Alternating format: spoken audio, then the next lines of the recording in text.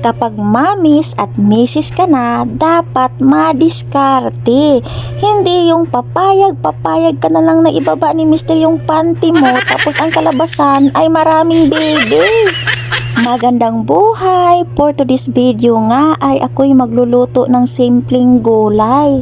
Alam nyo ba na yung laging pinoproblema ng mga mamis ay yung kung ano na naman ang lulutuin na ulam. Minsan nga nakakabaliw sa pag-iisip kung ano na naman ang uulamin, yung nakakatipid lang sa gastusin. Kagaya ko, pinoproblema kung anong lulutuin na ulam tapos dagdag pa itong naubusan ako ng gas. Kaya naman naisipan ko na lang na magluluto ako ng simpleng gulay dito sa aking rice cooker. Diskarte yan. At dahil nga wala pa akong pambili ng gas, ay dito muna ako sa aking rice cooker magluluto ng aking sabaw. Yung mga anak ko kasi ay mahilig sila sa sabaw. Kapag meron lang talagang sabaw, solve na talaga ang ulam nila. Iba na talaga kapag mami at misis na tayo dahil lumalabas ang ating kaalaman sa pagluluto. Dati wala akong talent sa pagluluto, pero ang talent ko lang ay kumain. Noong dalaga pa nga ako ay sinabihan ako ng aking lola na dapat daw marunong akong magluto dahil paano na kung ako'y mag-aasawa, iiwan daw ako ng aking asawa dahil hindi ako marunong magluto. Pero ngayong may asawa at anak na ako ay nag-iiba ng aking mindset. Sana all my mindset? Ano ba naman ang klaseng mindset yan? Basta yun na yun. Kapag talaga ako'y nagluluto kahit anong klaseng ulam, parang ako lang talaga ang nasa sarapan tapos yung husband ko naaalatan.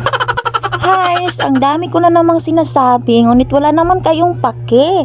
Kaya ito na, uumpisahan ko na ang aking cooking show mga moms. Nagpakulo lang ako ng mainit na tubig tapos nilagay ko na yung mga ingredients at ang nag-iisang ulo ng isda.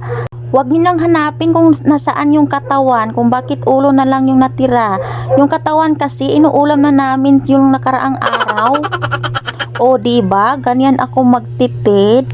Ayan na nga, naglagay na ako ng konting asin tapos nilagay ko na itong malunggay. Inakaw ko pa yan sa aking kapitbahay. At ito na nga mga moms, luto na siguro tong simpleng gulay ko na niluluto ko lang sa rice cooker.